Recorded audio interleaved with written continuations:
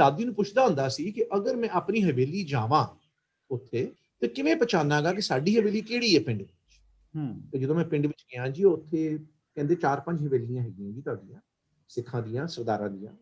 ਤੇ 1-2 ਹਵੇਲੀਆਂ ਲੈ ਕੇ ਗਏ ਤੇ ਮੇਰੀ ਦਾਦੀ ਮੈਨੂੰ ਕਹਿੰਦੀ ਹੁੰਦੀ ਕਿ ਸਾਡੀ ਜਿਹੜੀ ਹਵੇਲੀ ਹੈ ਉਹਦੇ ਬਾਹਰ ਨਾ ਇੱਕ ਮੋਰ ਬਣਿਆ ਸੀ। ਠੀਕ, ਤੇ ਮੈਨੂੰ ਉਹ ਗੱਲ ਯਾਦ ਰਹੀ, ਇਹ ਚੀਜ਼ਾਂ ਯਾਦ ਰਹਿੰਦੀਆਂ। ਤੇ ਜਦੋਂ ਮੈਂ ਆਪਣੇ ਪਿੰਡ ਪਹੁੰਚਿਆ ਤੇ ਵੀਰ ਜੀ ਤੁਹਾਡੇ ਕੋਲ ਜਿਹੜੀ ਕਿਤਾਬ ਹੈਗੀ ਹੈ, ਅਗਰ ਤੁਸੀਂ ਉਹਦਾ ਫਰੰਟ ਕਵਰ ਦਿਖਾਓ ਆਪਣੇ ਵਿਊਅਰਸ ਨੂੰ, ਤੇ ਜਾਂਦੇ ਹੀ ਮੈਂ ਦੇਖਿਆ ਜੀ, ਦੇਖੋ ਜੀ, ਉਹ ਦੇਖੋ ਜੀ ਵੀਰ ਜੀ ਦੇ ਹੱਥ ਦੇ ਨਾਲ ਇੱਕ ਕਾਲਾ ਮੋਰ ਬਣਿਆ ਜੀ। ਇਹ ਬਣਿਆ ਹਾਂਜੀ, ਇਹ ਕਾਲਾ ਮੋਰ ਜਿਹੜਾ ਸੜੀਆਂ ਇੱਟਾਂ ਦਾ ਬਣਿਆ, ਸੜੀਆਂ ਇੱਟਾਂ ਦਾ। ਹਾਂ ਵੀਰ ਜੀ ਨੂੰ ਉੱਪਰ ਹੀ ਰੱਖਣਾ, ਉੱਪਰ ਹੀ ਰੱਖਣਾ ਫੋਟੋ ਨੂੰ ਇਹਨੂੰ। ਹਾਂਜੀ, ਤੇ ਜੀ ਸੜੀਆਂ ਇੱਟਾਂ ਦਾ ਬਣਿਆ। ਦੇਖੋ ਜੀ ਇਹ ਕਿੰਨੇ ਸਾਲ ਮੇਰੀ ਵੇਟ ਕਰਦਾ ਰਿਹਾ। ਤੇ ਜੀ ਇਹਦੇ ਮੇਰੀ ਜਿਹੜੀ ਕਿਤਾਬ ਦੀ ਡੈਡੀਕੇਟ ਕੀਤੀ ਹੈ ਉਹ ਇਹ ਕਾਲੇ ਮੋਰ ਨੂੰ ਕੀਤੀ ਹੈ। ਤੇ ਉਹਦੀ ਨਜ਼ਮ ਦੀ 4 ਲਾਈਨਾਂ ਮੈਨੂੰ ਯਾਦ ਹੈ, ਤੁਹਾਨੂੰ ਸੁਣਾ ਦਿੰਦਾ ਜਿਵੇਂ ਦਿਖਾ ਰਹੇ ਆ। ਬੁਤਾਲੇ ਪਿੰਡ ਵਿੱਚ ਇੱਕ ਮੋਰ ਹਾ, ਬੁਤਾਲੇ ਪਿੰਡ ਵਿੱਚ ਇੱਕ ਮੋਰ ਹਾ, ਇਹ ਕਾਲਾ ਕਲੂਟਾ ਬਹੁਤ ਢੀਠ ਹਾ। ਬੁਤਾਲੇ ਪਿੰਡ ਵਿੱਚ ਇੱਕ ਮੋਰ ਹਾ, ਇਹ ਕਾਲਾ ਕਲੂਟਾ ਬਹੁਤ ਢੀਠ ਹਾ। 72 ਸਾਲ ਇੱਕ ਦੀਵਾਰ ਤੇ ਟੰਗਿਆ ਰਿਹਾ। ਦੇਖੋ ਫੋਟੋ ਵਿੱਚ 72 ਸਾਲ ਇੱਕ ਦੀਵਾਰ ਤੇ ਟੰਗਿਆ ਰਿਹਾ, ਆਪਣਿਆਂ ਨੂੰ ਘਰ ਬੁਲਾਉਂਦਾ ਰਿਹਾ। ਵਾਹ ਵਾਹ ਵਾਹ। ਅਸੀਂ ਵੀਰ ਜੀ ਇਹਨੂੰ ਉੱਪਰ ਹੀ ਰੱਖਣਾ ਜੇ। ਮੈਂ ਜਦੋਂ ਇਸ ਵਾਰੀ ਆਇਆ ਮਹੀਨਾ ਕੁ ਪਹਿਲੇ, ਮੈਂ ਦੁਬਾਰਾ ਪਿੰਡ ਦੱਸਿਆ, 2 ਰਾਤਾਂ ਰਹਿ ਕੇ ਆਇਆ ਜੀ। ਇਹ ਜਿਹੜੀ ਬਿਲਡਿੰਗ ਹੈਗੀ ਹੈ ਇਹ ਕੁੜੀਆਂ ਦਾ ਸਕੂਲ ਹੈਗਾ, ਮਦਰਸਾ ਹੈ। ਤੇ ਤੁਹਾਨੂੰ ਪਤਾ ਹੈ ਕਿ ਜਦੋਂ ਬਿਲਡਿੰਗ ਹੋਵੇ ਉਹਦੀ ਮੇਨਟੇਨ ਕਰਨਾ ਪੈਂਦਾ ਹੈ। ਤਾਂ ਹੁਣ ਉਹਨਾਂ ਨੇ ਕੀ ਕੀਤਾ ਹੈ ਕਿ ਇਸ ਵਾਰੀ ਮੈਂ ਜਦੋਂ ਸਾਲ ਬਾਅਦ ਗਿਆ, ਇਹ ਪੂਰਾ ਕਵਰ ਹੋ ਗਿਆ ਵਿਦ ਸੀਮੈਂਟ। ਬਿਲਡਿੰਗ ਜਿਹੜੀ ਹੈਗੀ ਹੈ ਓਰੀਜਨਲ ਬਿਲਡਿੰਗ ਥੱਲੇ ਹੈਗੀ ਹੈ, ਉਹਦੇ ਉੱਪਰ ਸੀਮੈਂਟ ਦਾ ਪੋਚਾ ਲਾਤਾ। ਇਹ ਮੋਰ ਪਿੱਛੇ ਵੀ, ਤੇ ਮੈਂ ਤੇ ਕਿਹਾ ਮੋਰ ਹੁਣ ਕੱਲਾ ਢੀਠ ਵੀ ਨਹੀਂ ਹੈ, ਚਲਾਕ ਵੀ ਬੜਾ ਹੈ, ਬਹੁਤ ਚਤਰ ਹੈ। ਅੱਛਾ, ਜਿਹੜੀ ਮੋਰ ਵਾਲੀ ਜਗ੍ਹਾ ਹੈ ਉਹ ਸੜੀਆਂ ਇੱਟਾਂ ਵਾਲੀ ਜਗ੍ਹਾ ਹੈ, ਉਹ ਪਲਸਤਰ ਨਹੀਂ ਹੋਈ, ਅਜੇ ਵੀ ਨਹੀਂ ਹੋਈ। ਨਹੀਂ ਕਰਤੀ, ਨਹੀਂ ਹੁਣ ਕਰਤੀ ਉਹਨਾਂ ਨੇ। ਅੱਛਾ, ਮੈਂ ਇਸ ਵਾਰੀ ਜਦੋਂ ਗਿਆ ਇਹ ਪੂਰੇ ਦੇ ਉੱਪਰ ਸੀਮੈਂਟ ਦਾ ਪਲਸਤਰ ਹੋ ਗਿਆ। ਤੇ ਮੈਂ ਤੇ ਹੁਣ ਵੀਰ ਜੀ ਕਹਿੰਦਾ ਕਿ ਮੋਰ ਕੱਲਾ ਢੀਠ ਵੀ ਨਹੀਂ, ਇਹ ਚਲਾਕ ਬਹੁਤ ਹੈ। ਮੈਨੂੰ ਆਪਣਾ ਜੱਦੀ ਕਰ ਦਿਖਾ ਕੇ ਹੁਣ ਪਿੱਛੇ ਜਾ ਕੇ ਲੁਕ ਗਿਆ। ਵਾਹ ਵਾਹ, ਇਹ ਮੇਰੀ ਵੇਟ ਕਰਦਾ ਸੀ। ਮਤਲਬ ਇਹ ਮੋਰ 72 ਸਾਲ ਰਿਹਾ, ਜਦੋਂ ਤੁਸੀਂ ਲੱਭ ਲਿਆ, ਤੁਹਾਡੇ ਲੱਭਣ ਦਾ ਬਹਾਨਾ ਬਣਿਆ, ਔਰ ਉਸ ਤੋਂ ਬਾਅਦ ਹੁਣ ਇਸ ਤੇ ਪਲਸਤਰ ਹੋ ਗਿਆ। ਵਾਹ ਵਾਹ, ਕਿਆ ਪਿੱਛੇ ਲੁਕ ਗਿਆ, ਅਜੇ ਵੀ ਹੈਗਾ, ਲੁਕ ਗਿਆ ਇਹਦੇ ਪਿੱਛੇ ਜਾ ਕੇ। ਸੜੀਆਂ ਇੱਟਾਂ ਦਾ ਬਣਿਆ ਪਲਸਤਰ ਅਜੇ ਪਿੱਛੇ ਵੀ ਹੈਗਾ, ਲੇਕਿਨ ਲੁਕ ਗਿਆ ਜਾ ਕੇ। ਵਾਹ ਵਾਹ ਵਾਹ, ਬੜੀ ਖੂਬਸੂਰਤ ਗੱਲਬਾਤ ਜੀ ਬਤਾਲੀਆ ਸਾਹਿਬ ਦੇ ਨਾਲ। ਅਸੀਂ ਇੱਕ ਜਿਹੜੀ ਟਾਕ ਇਹਨਾਂ ਦੇ ਨਾਲ ਸ਼ੁਰੂ ਹੈ, ਬਹੁਤ ਕੁਝ ਸਾਨੂੰ ਨਵਾਂ ਵੀ ਸਿੱਖਣ ਦਾ ਮਿਲ ਰਿਹਾ ਹੈ। ਔਰ ਇਹ ਕਿਤਾਬ ਖਾਸ ਕਰ ਜਿਹੜੀ ਹੈ ਇਸ ਖਿੱਤੇ ਦੀ, ਉਹ ਹਿਸਟਰੀ ਵੀ ਬਣੇਗੀ, ਔਰ ਇਸ ਦੇ ਜਿਹੜੇ ਪੀਸ ਪ੍ਰੋਸੈਸ ਹੈ ਉਹਦੇ ਵਿੱਚ ਵੀ ਇਹ ਬੜਾ ਅਹਿਮ ਕਿਰਦਾਰ ਅਦਾ ਕਰੇਗੀ। ਬੁਲੇਖਾ ਨੇ ਇਹ ਕਿਤਾਬ ਛਾਪੀ, ਇੱਥੋਂ ਦੇ ਪੰਜਾਬੀ ਦਾ ਮਸ਼ਹੂਰ ਅਖਬਾਰ ਹੈ ਡੇਲੀ ਬੁਲੇਖਾ, ਮੁਦੱਸਰ ਇਕਬਾਲ ਭੱਟ ਸਾਹਿਬ ਨੇ। ਔਰ ਇਹ ਫਿਰ ਖਿਆਲ ਕਿਵੇਂ ਆਇਆ, ਇਹ ਕਿਤਾਬ ਜਿਹੜੀ ਹੈ ਇਹ ਛਪਾਉਣ ਦਾ ਖਿਆਲ ਕਿਵੇਂ ਆ ਗਿਆ? ਵੀਰ ਜੀ ਇੰਝ ਹੈ ਕਿ ਮੈਂ ਜਦੋਂ ਗਿਆ ਸੀ, ਮੇਰਾ ਕੋਈ ਇਰਾਦਾ ਨਹੀਂ ਸੀ ਕਿ ਮੈਂ ਆਪਣਾ ਕਿਤਾਬ ਛਾਪਾਂਗਾ। ਤੁਹਾਨੂੰ ਪਤਾ ਹੈ ਕਿ ਜਦੋਂ ਆਦਮੀ ਜਾਂਦਾ ਪਹਿਲੀ ਚੀਜ਼ ਕੀ ਕਰਦਾ ਕਿ ਫੇਸਬੁੱਕ ਤੇ ਫੋਟੋਆਂ ਪਾਉਂਦਾ। ਮੈਂ ਵੀਰ ਜੀ ਕਿਉਂਕਿ ਨਾ ਮੈਂ ਜਦੋਂ ਜਗ੍ਹਾ ਸਾਰੀਆਂ ਗਿਆ ਤੇ ਦਿਮਾਗ ਇਹਨਾਂ ਭਰ ਗਿਆ ਸੀ ਕਿ ਇੱਕਦਮ ਫੋਟੋਆਂ ਫੇਸਬੁੱਕ ਤੇ ਲਾਣੀਆਂ ਜਿਹੜੀਆਂ ਮੈਂ ਕਰ ਨਹੀਂ ਸਕਦਾ ਸੀ, ਇੰਨਾ ਟਾਈਮ ਨਹੀਂ ਸੀ, ਇੰਨੀ ਸੋਚ ਨਹੀਂ ਸੀ। ਜਦੋਂ ਮੈਂ ਅਮਰੀਕਾ ਵਾਪਸ ਗਿਆ 12 ਦਿਨ ਤੋਂ ਬਾਅਦ, ਫਿਰ ਮੈਂ ਹੌਲੀ ਹੌਲੀ ਜਦੋਂ ਲੈਟਸ ਸੇ ਇਹ ਜਿਵੇਂ ਫੋਰ ਐਗਜ਼ਾਮਪਲ ਜਿਹੜੀ ਆਪਣੇ ਪਿੱਛੇ ਫੋਟੋ ਲੱਗੀ ਹੈ ਜੀ ਆਪਣਾ ਬਾਰਾਦਰੀ ਦੀ ਤੇ ਹਜ਼ੂਰੀ ਬਾਗ ਦੀ, ਤੇ ਨਾਲ ਆਪਣਾ ਆਲਮਗੀਰੀ ਗੇਟ ਸਾਹਮਣੇ ਹੈ, ਉਹਦੀ ਫੋਟੋ ਹੈ। ਫਿਰ ਮੈਂ ਉਹਦੇ ਬਾਰੇ ਗੱਲ ਕਰਦਾ ਕਿ ਵੀ ਕਦੋਂ ਬਣੀ, ਜਦੋਂ ਕੋਹੀਨੂਰ ਸੀ, ਫਿਰ ਇਹਦੀ ਟੌਪ ਸਟੋਰੀ ਨੂੰ ਕੀ ਹੋਇਆ, ਆਲਮਗੀਰੀ ਗੇਟ ਕਦੋਂ ਬਣਿਆ, ਦੂਜੇ ਪਾਸੇ ਬਾਦਸ਼ਾਹੀ ਮਸਜਿਦ ਹੈ ਉਹ ਕਦੋਂ ਬਣੀ। ਮੈਨੂੰ ਯਾਦ ਹੈ ਜਦੋਂ ਮੈਂ ਬਾਦਸ਼ਾਹੀ ਮਸਜਿਦ ਦੀ ਪਹਿਲੀ ਵਾਰੀ ਜਦੋਂ ਪਿਛਲੇ ਦਸੰਬਰ 2019 ਚ ਆਇਆ, ਮੇਰੀ ਬਾਦਸ਼ਾਹੀ ਮਸਜਿਦ ਵੜਿਆ, ਮੈਂ ਅੰਦਰ ਗਿਆ, ਮੈਂ ਕਿਹਾ ਮੈਂ ਤੇ ਇੱਥੇ ਆਇਆ ਹੋਇਆ, ਮੈਂ ਕਿਹਾ ਕਿਵੇਂ ਹੋ ਸਕਦਾ, ਮੈਂ ਕਦੀ ਲਾਹੌਰ ਨਹੀਂ ਆਇਆ, ਇਹ ਹੋ ਕਿਵੇਂ ਗਿਆ ਕਿ ਮਸਜਿਦ ਮੈਂ ਆਇਆ ਹੋਇਆ ਆਲਰੇਡੀ। ਮੈਂ ਕਿਹਾ ਮਸਜਿਦ ਦੇਖੀ ਹੋਈ ਹੈ। ਫਿਰ ਮੈਂ ਗੂਗਲ ਕੀਤਾ, ਪਤਾ ਲੱਗਿਆ ਕਿ ਜਿਹੜੀ ਬਾਦਸ਼ਾਹੀ ਮਸਜਿਦ ਲਾਹੌਰ ਹੈ ਜੀ, ਉਹ ਜਾਮਾ ਮਸਜਿਦ ਦਿੱਲੀ ਸੇਮ ਦੀ ਕਾਪੀ ਹੈ ਜੀ ਜੀ। ਸੋ ਇਹ ਜਿਹੜੀ ਮੈਂ ਕਿਹਾ ਇਹ ਕਿਵੇਂ ਹੋ ਸਕਦਾ, ਮੈਂ ਕਦੀ ਲਾਹੌਰ ਨਹੀਂ ਆਇਆ ਤੇ ਮਸਜਿਦ ਮੈਂ ਕਿਵੇਂ ਇੱਥੇ ਵੜਿਆ ਅੰਦਰ, ਮੈਂ ਅੰਦਰ ਹੀ ਵੜਿਆ ਤੇ ਮੈਂ ਕਿਹਾ ਇੱਥੇ ਤੇ ਮੈਂ ਪਹੁੰਚਿਆ ਆਇਆ ਹੋਇਆ। ਸੋ ਜੀ ਉਹ ਜਿਹੜੀ ਚੀਜ਼ਾਂ ਮੈਂ ਪਹਿਲੇ ਬਲੌਗ ਪੋਸਟ ਕੀਤੀਆਂ, ਤੇ ਬਲੌਗ ਪੋਸਟ ਕੀਤੀਆਂ ਤੇ ਆਪਣੇ ਤੁਹਾਡੇ ਜਿਹੜੀ ਭੁਲੇਖਾ ਅਖਬਾਰ ਹੈ ਉਹਦੇ ਇੱਕ ਅਲੀ ਇਮਰਾਨ ਚੱਠਾ ਸਾਹਿਬ ਹੈਗੇ ਹੈ, ਰਿਪੋਰਟਰ ਹੈਗੇ ਹੈ, ਉਹਨਾਂ ਦਾ ਮੈਨੂੰ ਮੈਸੇਜ ਆਇਆ, ਕਹਿੰਦੇ ਤਰਨਜੀਤ ਵੀਰ ਜੀ ਤੁਸੀਂ ਇਹ ਚੰਗਾ ਲਿਖ ਰਹੇ ਹੋ ਤੇ ਸਾਡੀ ਕਿਤਾਬ, ਸਾਡੀ ਜਿਹੜੀ ਅਖਬਾਰ ਹੈ ਉਹ ਪੰਜਾਬੀ ਦੀ ਅਖਬਾਰ ਹੈ ਤੇ ਤੁਸੀਂ ਨਾ ਇਹਨੂੰ ਸ਼ਾਹਮੁਖੀ ਪੰਜਾਬੀ ਵਿੱਚ ਸਾਨੂੰ ਲਿਖ ਕੇ ਦਿਓ। ਮੈਂ ਕਿਹਾ ਵੀਰ ਜੀ ਦੇਖੋ, ਨਾਮ ਪੰਜਾਬੀ ਤੇ ਮੈਨੂੰ ਆਂਦੀ, ਸ਼ਾਹਮੁਖੀ ਤੇ ਆਂਦੀ ਨਹੀਂ ਮੈਨੂੰ, ਤੇ ਮੈਂ ਕਿਹਾ ਮੈਂ ਅੰਗਰੇਜ਼ੀ ਵਿੱਚ ਲਿਖ ਸਕਦਾ, ਇਹ ਫਿਰ ਤਰਜਮਾ ਕਰਾ ਲਈਏ। ਤੇ ਜੀ ਮੈਨੂੰ ਬਹੁਤ ਚੰਗੇ ਉਦੋਂ ਤੱਕ ਮੇਰੇ ਦੋਸਤ ਬਣੇ ਸੀ, ਆਪਣਾ ਡਾਕਟਰ ਖਿਜ਼ਰ ਜਵਾਦ, ਇਹ ਜੀ FC ਕਾਲਜ ਲਾਹੌਰ ਹਿਸਟਰੀ ਦੇ ਪ੍ਰੋਫੈਸਰ ਹੈਗੇ ਆ, ਤੇ ਮੈਂ ਉਹਨਾਂ ਕੋਲ ਗਿਆ। ਮੈਂ ਕਿਹਾ ਬ੍ਰਦਰ ਇੰਜ ਹੈ ਕਿ ਆਪਣਾ ਮੈਂ ਟ੍ਰਾਂਸਲੇਟ ਕਰਾਉਣਾ ਚਾਹੁੰਦਾ ਅੰਗਰੇਜ਼ੀ ਵਿੱਚ, ਤੇ ਹਰ ਹਫਤੇ ਨਾ ਇੱਕ ਆਰਟੀਕਲ ਛਾਪਣਾ ਚਾਹੁੰਦੇ, ਹਰ ਹਫਤੇ ਇੱਕ, ਤੋਂ 12-13 ਹਫਤੇ ਲੱਗਣਗੇ। ਤੇ ਕਹਿੰਦੇ ਠੀਕ ਹੈ। ਫਿਰ ਉਹਨਾਂ ਦੇ ਕੁਲੀਗ ਹੈਗੇ ਸੀ, ਹੁਣ ਮੇਰੇ ਬੜੇ ਚੰਗੇ ਦੋਸਤ ਹੈਗੇ ਜਿਹਨੂੰ ਕਹਿੰਦੇ ਯਾਰ ਅਸੀਂ ਪੰਜਾਬੀ ਵਿੱਚ, ਡਾਕਟਰ ਮਜ਼ਹਰ ਅਬਾਸ, ਉਹ ਜੀ ਪ੍ਰੋਫੈਸਰ ਹੈਗੇ ਹੈ ਐਟ ਗਵਰਨਮੈਂਟ ਕਾਲਜ ਲਾਇਲਪੁਰ, ਹੁਣ ਜਿਹਨੂੰ ਫੈਸਲਾਬਾਦ ਕਹਿੰਦੇ ਹੈ। ਤੇ ਉਹਨਾਂ ਦੋਨਾਂ ਵੀਰਾਂ ਨੇ ਰਲ ਕੇ ਫਿਰ ਹਰ ਹਫਤੇ ਜਿਹੜਾ ਮੈਂ ਅੰਗਰੇਜ਼ੀ 'ਚ ਆਰਟੀਕਲ ਲਿਖਦਾ ਸੀ ਉਹ ਸ਼ਾਹਮੁਖੀ ਪੰਜਾਬੀ ਵਿੱਚ ਕਰਦੇ ਸੀ ਤੇ ਭੁਲੇਖਾ ਅਖਬਾਰ ਛਾਪਦੀ ਸੀ। ਸੋ ਇਸ ਤਰ੍ਹਾਂ 13 ਹਫਤੇ ਚੱਲਦਾ ਰਿਹਾ। ਜਦੋਂ ਅਸੀਂ ਕੋਈ 6ਵਾਂ ਜਾਂ 7ਵਾਂ ਆਰਟੀਕਲ ਛਾਪਿਆ ਤੇ ਉਦੋਂ ਇਹ ਸੁਝਾਅ ਕੇ ਕਿਤਾਬ ਛਾਪੀਏ, ਜਿਹੜੀ ਗੱਲ ਹੈ ਮੇਰਾ ਆਈਡੀਆ ਨਹੀਂ ਸੀ, ਇਹ ਅਲੀ ਇਮਰਾਨ ਚੱਠਾ ਸਾਹਿਬ ਦਾ ਆਈਡੀਆ ਸੀ ਕਿ ਇਹਨੂੰ ਕਿਤਾਬ ਦੀ ਸੂਰਤ ਵਿੱਚ ਛਾਪਿਆ ਜਾਏ।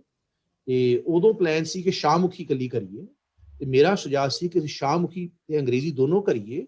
ਇੱਕ ਪਾਸਿਓਂ ਮੈਂ ਅਗਲੇ ਪਾਸਿਓਂ ਨਹੀਂ ਕਵਾਂਗਾ, ਕਿਉਂਕਿ ਸ਼ਾਹਮੁਖੀ ਵਿੱਚ ਪਿਛਲਾ ਪਾਸਾ ਅਗਲਾ ਪਾਸਾ ਹੁੰਦਾ ਹੈ, ਇੱਕ ਪਾਸਿਓਂ ਅੰਗਰੇਜ਼ੀ ਤੇ ਦੂਜੇ ਪਾਸੇ ਸ਼ਾਹਮੁਖੀ ਪੰਜਾਬੀ ਦੇ ਵਿਚਕਾਰ ਆ ਕੇ ਦੋਨੋਂ ਮਿਲ ਜਾਂਦੇ ਤੇ ਜੀ ਇਸ ਕਰਕੇ ਫਿਰ ਕਿਤਾਬ ਜਿਹੜੀ ਹੈਗੀ ਹੈ ਉਹ, ਕਿਉਂਕਿ ਐਸੇ ਤੇ ਲਿਖੇ ਗਏ ਸੀ ਸਾਰੇ, ਉਹਨਾਂ ਸਾਰੇ ਨੂੰ ਕੰਪਾਈਲ ਕੀਤਾ, ਉਹਨਾਂ ਸਾਰੇ ਨੂੰ ਐਡਿਟ ਕੀਤਾ, ਕਾਫੀ ਸਾਰੀ ਫੋਟੋਆਂ, ਜਿੱਥੇ ਮੈਂ ਕਿਹਾ ਕਿ ਵੀ ਮੈਂ ਆਪਣਾ ਹੁਣ ਅਨਾਰਕਲੀ ਦੇ ਉੱਥੇ ਆਪਣਾ ਮਕਬਰੇ ਗਿਆ, ਉੱਥੇ ਫੋਟੋ ਹੈਗੀ ਹੈ ਅਨਾਰਕਲੀ ਦੇ ਮਕਬਰੇ ਦੇ ਨਾਲ, ਜਿੱਥੇ ਆਪਣਾ ਬਾਬਾ ਫਰੀਦ ਦੇ ਗਿਆ ਉੱਥੋਂ ਦੀ ਫੋਟੋ ਹੈਗੀ ਹੈ। ਸੋ ਸਾਰੀਆਂ ਨਾਲ ਕਰਕੇ ਕੋਈ 300 ਕੋ ਸਫ਼ੇ ਦੀ ਕਿਤਾਬ ਸੀਗੀ, 320 ਸਫ਼ੇ ਦੀ, ਉਹ ਫਿਰ ਛਪੀ ਜੀ। ਤੇ ਆਪਣਾ ਬਾਬਾ ਫਰੀਦ ਫਾਊਂਡੇਸ਼ਨ ਆਪ ਜੀ ਦੀ ਲਾਹੌਰ ਦੀ ਹੈਗੀ ਹੈ, ਉਹ ਮੇਨ ਹੈਗੇ ਸੀ, ਤੇ ਜੀ ਨਾਲ ਮਹਾਰਾਜਾ ਰਣਜੀਤ ਸਿੰਘ ਰਿਸਰਚ ਸੈਂਟਰ ਤੇ ਗਲੋਬਲ ਸਿੱਖ ਕਾਉਂਸਲ ਤੇ ਸਿੱਖ ਕਾਉਂਸਲ ਇੰਟਰਫੇਥ ਰਿਲੇਸ਼ਨਸ, ਇਹਨਾਂ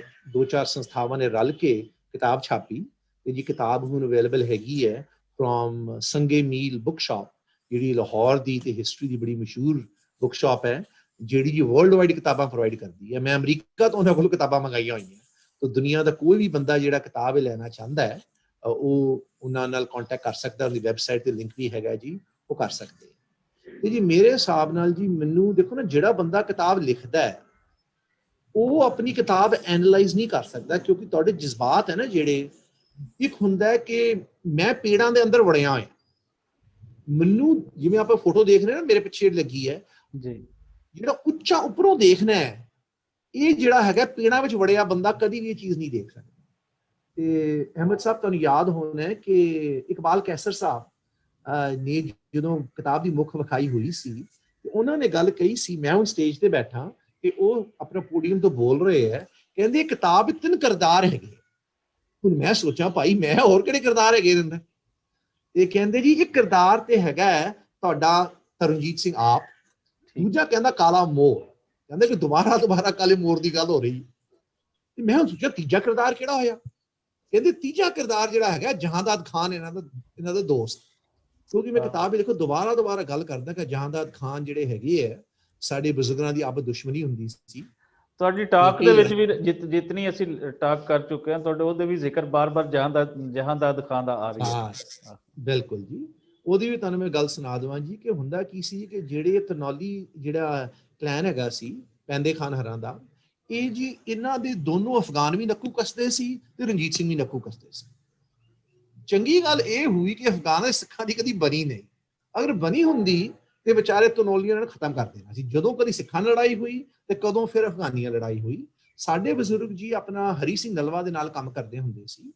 ਇਹ ਜੀ ਭਾਰੂਕੋਟ ਦਾ ਕਿਲਾ ਜਿਹੜਾ ਹੈਗਾ, ਭਾਰੂਕੋਟ ਸ਼ਾਇਦ ਤੁਹਾਨੂੰ ਪਤਾ ਹੋਵੇ, ਇਹ ਆਪਣਾ ਇੰਡਸ ਨਦੀ ਦੇ ਨੇੜੇ ਹੀ ਹੈ ਜੀ। ਇਹ ਭਾਰੂਕੋਟ ਦਾ ਕਿਲਾ ਹੈਗਾ ਤੇ ਰਿਕਾਰਡ ਹੈਗੇ ਕਿ ਸਾਡੇ ਬਜ਼ੁਰਗ ਜਿਹੜੇ ਹੈਗੇ ਹੈ ਉਹਨਾਂ ਦਾ ਕਬਜ਼ਾ ਹੈਗਾ ਜੀ ਭਾਰੂਕੋਟ ਦੇ ਕਿਲੇ ਤੇ। ਤੇ ਜਿਹੜੇ ਆਪਣੇ ਤਨੌਲੀ ਹਰਾਂ ਦੇ ਜਹਾਂਦਾਦ ਖਾਨ ਦੇ ਬਜ਼ੁਰਗ ਉਹਨਾਂ ਨੇ ਹਮਲਾ ਕੀਤਾ ਤੇ ਸਾਰੇ ਲੋਕੀ ਜਿੰਨੇ ਵੀ ਉਹਦੇ ਅੰਦਰ ਰਹਿੰਦੇ ਸੀ ਭਾਰੂਕੋਟ ਕਿਲੇ ਵਿੱਚ, ਉਹ ਸਾਰੇ ਮਾਰੇ ਗਏ। ਸਿਰਫ ਇੱਕ ਬੰਦਾ ਦੌੜ ਕੇ ਨਿਕਲ ਸਕਿਆ ਘੋੜੇ ਤੇ, ਉਹ ਸੀ ਸਰਦਾਰ ਝੰਡਾ ਸਿੰਘ ਬੁਤਾਲੀਆ, ਜਿਨ੍ਹਾਂ ਦੇ ਨਾਂ ਤੇ ਅਜੇ ਵੀ ਸਾਡਾ ਪਿੰਡ ਹੈਗਾ ਇਹ ਜੀ। ਸੋ ਆਪਸ ਸਾਡੀ ਦੋਸਤੀ, ਅਸੀਂ ਭਰਾਵਾਂ ਵਰਗੇ ਹਾਂ। ਮੈਂ ਜਦੋਂ ਇਸ ਵਾਰੀ ਗਿਆ, ਇਹ ਮੈਨੂੰ ਜਹਾਦਾਤ ਖਾਨ, ਮੈਂ ਉਹਦੇ ਕੋਲ ਇਸਲਾਮਾਬਾਦ ਗਿਆ। ਇਹ ਤੁਹਾਡਾ ਜਿਹੜਾ ਕਿ ਇਹ ਜਿਹੜਾ ਹੋਣ ਵਾਲਾ, ਇਹ ਤੀਸਰਾ ਵਿਜ਼ਿਟ ਸੀ ਤੁਹਾਡਾ? ਚੌਥਾ ਵਿਜ਼ਿਟ, ਠੀਕ ਹੈ। ਮੇਰੇ ਨਾ ਇੱਕ ਦੋਸਤ ਕਹਿੰਦਾ ਪਹਿਲੀ ਵਾਰ ਮੈਂ ਹੱਜ ਆਪਣੀ ਲਈ ਗਿਆ, ਦੂਜੀ ਵਾਰੀ ਮੈਂ ਹੱਜ ਆਪਣੀ ਅੰਮਾ ਲਈ ਗਿਆ, ਤੀਜੀ ਵਾਰੀ ਆਪ ਆਪਣੇ ਅੱਬਾ ਲਈ ਗਿਆ। ਕਹਿੰਦਾ ਤੇਰਾ ਉਹ ਵਾਲਾ ਹਾਲ ਹੈ ਇਹ ਤੂੰ ਬਹਾਨਾ ਲੱਭਦਾ ਹੈ ਲਹਿੰਦੇ ਪੰਜਾਬ ਜਾਣ ਨੂੰ। ਗੱਲ ਵੈਸੇ ਬਿਲਕੁਲ ਠੀਕ ਕਹੀ। ਤੇ ਜੀ ਮੈਂ ਇਸ ਵਾਰੀ, ਮੈਂ ਪਿਛਲੀ ਵਾਰੀ ਗਿਆ ਸੀ ਨਾ, ਤੇ ਅਸੀਂ ਖਾਣਾ ਖਾਦਾ ਸੀ ਇੰਡਸ ਦੇ ਕੰਢੇ ਅਟਕ ਖੁਰਦ। ਉਦੋਂ ਉਹਨੇ ਮੈਨੂੰ ਵਾਅਦਾ ਕੀਤਾ ਸੀ ਕਿ ਮੈਨੂੰ ਇੰਡਸ ਨਦੀ ਤੇ ਨਾ ਆਪਣਾ ਬੋਟ ਤੇ ਲੈ ਕੇ ਜਾਏਗਾ। ਇਸ ਵਾਰੀ ਜਦੋਂ ਮੈਂ ਗਿਆ, ਮਹੀਨਾ ਕੁ ਹੋਇਆ, ਮੈਂ ਉਹਨੇ ਤਿਆਰੀ ਕਰ ਲਈ ਸੀ। ਉਹਨੇ ਜੀ ਬਕਾਇਦਾ ਰਬਾਬ ਵਾਲਾ ਤੇ ਢੋਲਕੀ ਵਾਲਾ ਨਾਲ ਰੱਖਿਆ, ਤੇ ਅਸੀਂ ਆਪਣਾ ਹਰੀਪੁਰ ਤੇ ਤੁਹਾਨੂੰ ਪਤਾ ਹੀ ਬਹੁਤ ਸਾਰੇ ਜਿਹੜੇ ਤਨੌਲੀ ਹਰਾਂ ਦੇ ਜਦੋਂ ਡੈਮ ਬਣੇ ਆ, ਡੈਮ ਬਣੇ ਆ ਜੀ ਉੱਥੇ, ਮੈਂ ਡੈਮ ਦਾ ਨਾਂ ਭੁੱਲ ਗਿਆ ਕਿਹੜਾ ਸੀ, ਤੇ ਇੰਡਸ ਤੇ ਬਹੁਤ ਸਾਰੇ ਤਨੌਲੀ ਹਰਾਂ ਦੇ ਆਪਣਾ ਹਰੀਪੁਰ ਆਪਣਾ ਆ ਕੇ ਠਹਿਰੇ। ਜਦੋਂ ਹਰੀਪੁਰ ਸ਼ਹਿਰ ਵਿੱਚ ਨਿਕਲ ਰਹੇ ਸੀ ਤੇ ਜਹਾਦਾਤ ਖਾਨ ਪਿੱਛੇ ਜਿਹੇ ਹੋ ਕੇ ਬਹਿ ਗਿਆ। ਮੈਂ ਕਿਹਾ ਕਿਉਂ ਬੈਠਾ? ਕਹਿੰਦਾ ਸਾਰੇ ਮੈਨੂੰ ਪਛਾਣਦੇ ਆ, ਕਹਿੰਦੇ ਸਾਡੇ ਸਾਡਾ ਜਿਹੜਾ ਟ੍ਰਾਈਬ ਹੈ ਸਾਰੇ ਬੰਦੇ ਉੱਥੋਂ ਦੇ ਆ। ਫਿਰ ਜੀ ਅਸੀਂ ਆਪਣਾ ਉੱਥੇ ਪਹੁੰਚੇ ਇੰਡਸ ਨਦੀ ਤੇ, ਉੱਥੇ ਬੜੀ ਸੋਹਣੀ ਇੱਕ ਬੋਟ ਹੈਗੀ ਸੀ, ਨਾਲ ਜਿਵੇਂ ਦੱਸਿਆ ਜੀ ਆਪਣਾ ਢੋਲਕੀ ਵਾਲਾ ਤੇ ਨਾਲ ਆਪਣਾ ਰਬਾਬੀ ਨਾਲ ਸੀ। ਅਸੀਂ ਬੈਠੇ ਤੇ ਮੈਂ ਉਹਨੂੰ ਪੁੱਛਿਆ ਜਹਾਦਾਤ ਨੂੰ ਕਿ ਵੀ ਕਿੱਥੇ ਲੈ ਕੇ ਜਾ ਰਹੇ ਆ? ਕਹਿੰਦਾ ਇਹ ਤੈਨੂੰ ਬਾਅਦ ਚ ਦੱਸਾਂ। ਮੈਂ ਕਿਹਾ ਜ਼ਰੂਰ ਕੋਈ ਗੜਬੜ ਕਰਦਾ ਹੈ, ਕੋਈ ਪੱਕਾ ਕੋਈ ਗੜਬੜ ਕਰਦਾ ਹੈ, ਪਰ ਕਹਿੰਦਾ ਦੱਸਣਾ ਨਹੀਂ ਤੈਨੂੰ। ਮੈਂ ਕਿਹਾ ਮੈਨੂੰ ਜਿਓਗ੍ਰਾਫੀ ਵੀਕ ਸੀ, ਮੈਨੂੰ ਉਸ ਏਰੀਏ ਦਾ ਪਤਾ ਨਹੀਂ। ਮੈਂ ਕਿਹਾ ਠੀਕ ਹੈ। ਅਸੀਂ ਕੋਈ 20-25 ਮਿੰਟ ਬੋਟ ਤੇ ਗਏ ਆ ਜੀ, ਇਹ ਰਬਾਬ ਵੱਜ ਰਿਹਾ ਸੀ, ਤੇ ਅਸੀਂ ਫਿਰ ਇੱਕ ਰਾਈਟ ਵਾਲੇ ਪਾਸੇ, ਮੈਨੂੰ ਯਾਦ ਹੈ ਅਜੇ ਵੀ, ਸਿੰਧ ਤੋਂ ਨਾ ਕੋਈ ਬੰਜਾਰੇ ਆਏ ਸੀ, ਉਹ ਆਪਣਾ ਸਰਦੀਆਂ ਵਿੱਚ ਮੱਛੀਆਂ ਫੜਦੇ ਆ ਉੱਥੇ, ਫਿਰ ਵਾਪਸ ਚਲੇ ਜਾਂਦੇ, ਟੈਂਟ ਵਗੈਰਾ ਲੱਗੇ ਸੀ। ਉਸ ਤੋਂ ਅੱਗੇ ਅਸੀਂ ਗਏ, ਇੱਕ ਛੋਟਾ ਜਿਹਾ ਨਾ ਆਈਲੈਂਡ ਜਿਹਾ ਹੈਗਾ ਸੀ, ਜ਼ਿਆਦਾ ਵੱਡਾ ਨਹੀਂ ਸੀ, ਬਹੁਤ ਛੋਟਾ ਜਿਹਾ ਸੀ। ਉੱਥੇ ਰੁਕੇ ਅਸੀਂ, ਤੇ ਉੱਥੇ ਰੁਕ ਕੇ ਅਸੀਂ ਉਹਦੇ ਕੈਂਪ ਲਾਇਆ, ਉੱਥੇ ਅਸੀਂ ਖਾਣਾ ਖਾਦਾ ਤੇ ਰਬਾਬ ਵੱਜਿਆ। ਫਿਰ ਮੈਂ ਜਹਾਦਾਤ ਨੂੰ ਪੁੱਛਿਆ, ਉਹ ਮੈਨੂੰ ਪੁੱਛਦਾ, ਕਹਿੰਦਾ ਪਤਾ ਕਿੱਥੇ ਆਏ ਆ? ਮੈਂ ਕਿਹਾ ਮੈਨੂੰ, ਕਹਿੰਦਾ ਅਸੀਂ ਭਾਰੂਕੋਟ ਦੇ ਕਿਲੇ ਤੇ ਆਏ। ਭਾਰੂਕੋਟ ਦਾ ਕਿਲਾ ਜਿਹੜਾ ਡੈਮ ਕਰਕੇ ਪਾਣੀ ਦੇ ਅੰਡਰ ਚਲਾ ਗਿਆ। ਸਰਦੀਆਂ ਵਿੱਚ ਉਹਦਾ ਇੱਕ ਟਿੱਬਾ ਜਿਹਾ ਹੈਗਾ ਜਿਹੜਾ ਪਾਣੀ ਤੋਂ ਬਾਹਰ। ਤੇ ਦੇਖੋ ਜੀ, ਉਹਨੇ ਫਿਰ ਦੋਸਤੀ, ਕਹਿੰਦੇ ਅਸੀਂ ਹੁਣ ਦੋਸਤ, ਕਹਿੰਦੇ ਸਾਡੇ ਜਿਹੜੇ ਬਜ਼ੁਰਗ ਹੈ ਉਹ ਦੁਸ਼ਮਣ ਕਰਕੇ ਮਿਲੇ ਸੀ, ਅਸੀਂ ਹੁਣ ਭਰਾ ਤੇ ਦੋਸਤ ਕਰਕੇ। ਇਹ ਵੀ ਉਹਦੇ ਜਜ਼ਬਾਤ, ਉਹਨੇ ਪਹਿਲੇ ਨਹੀਂ ਦੱਸਿਆ ਮੈਨੂੰ।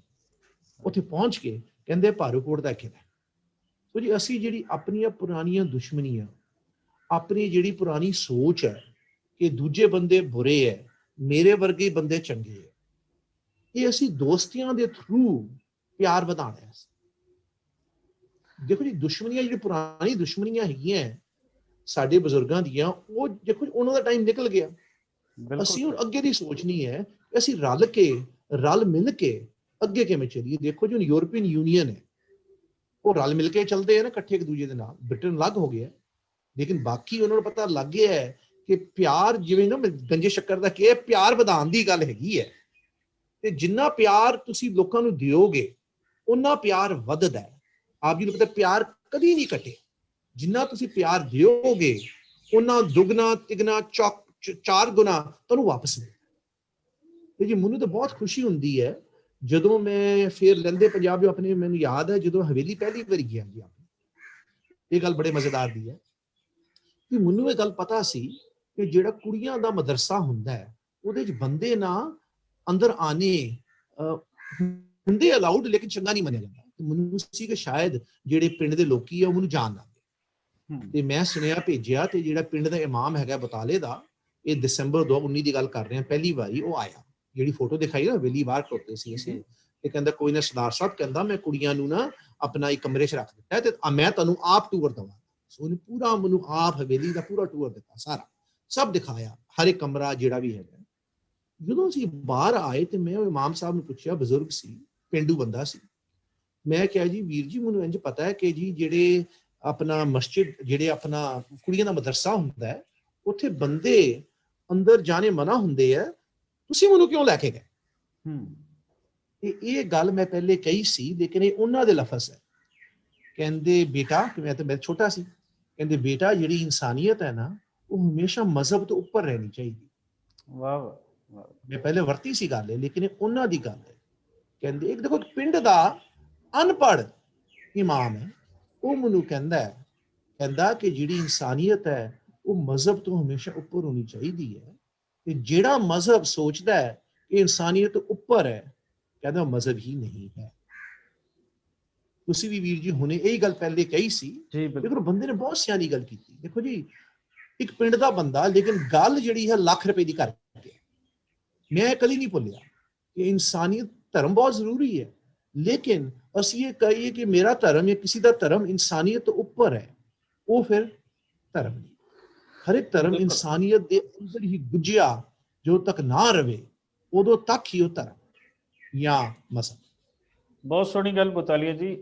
ਇੱਕ ਆਖਰੀ ਸਵਾਲ ਜਿਹੜਾ ਮੇਰਾ ਦਿਲ ਤੇ ਨਹੀਂ ਕਰ ਰਿਹਾ ਕਿ ਅਸੀਂ ਇਸ ਨੂੰ ਆਖਰੀ ਸਵਾਲ ਕਹੀਏ, ਇਹ ਟਾਕ ਚੱਲਦੀ ਰਹੇ। ਮੇਰਾ ਵੀ ਇੰਜ ਹੀ ਹੈ ਜੀ। ਹਾਂ, ਕੈਸਾ ਪਾਇਆ ਜਿਹੜੇ ਲਹਿੰਦੇ ਪੰਜਾਬ ਦੇ ਲੋਕ ਹਨ, ਬੜਾ ਫੇਰ ਹੋ ਕੇ ਅਗਰ ਤੁਸੀਂ ਇਸ ਦਾ ਤਜਜ਼ੀਆ ਦਿਓ, ਲੋਕਾਂ ਦੇ ਬਿਹੇਵੀਅਰਸ ਕੈਸੇ ਹਨ, ਕਿਸ ਤਰ੍ਹਾਂ ਦੇ ਲੋਕ ਹਨ, ਪੂਰੀ ਦੁਨੀਆ ਨੂੰ ਅਗਰ ਕੋਈ ਮੈਸੇਜ ਦੇਣਾ ਚਾਹੋ ਕਿ ਇੱਕ ਮੀਡੀਆ ਵਾਰ ਜਿਹੜੀ ਇੱਥੇ ਤੁਸੀਂ ਕਹਿ ਲਓ ਕਿ ਹਿੰਦੀ ਮੀਡੀਆ ਹੈ, ਇੱਧਰ ਕੋਈ ਉਰਦੂ ਮੀਡੀਆ ਹੈ, ਇਹਨਾਂ ਨੇ ਆਪਸ ਵਿੱਚ ਨਫ਼ਰਤਾਂ ਵਧਾਈਆਂ ਹਨ, ਖਿਲਾਰੀਆਂ ਹਨ।